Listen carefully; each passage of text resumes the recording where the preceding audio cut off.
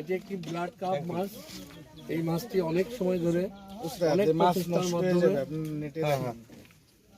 এই যে বড় ভাই, হ্যাঁ এবারে এদিকে এদিকে এদিকে দেখি দেখি। ময়লাগুলো পরিষ্কার করতে হবে। আর রাস্তা পরিষ্কার করতে হবে না, রিল্যাক্সে করে নেবে। কত গতি করে?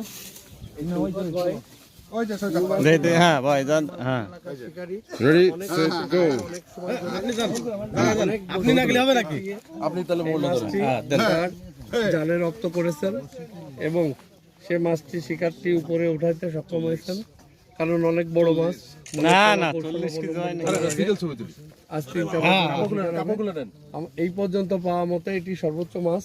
এখানে 10,000 টাকা টিকিটে 20 জন শিকারী মৎস্য শিকার করছেন।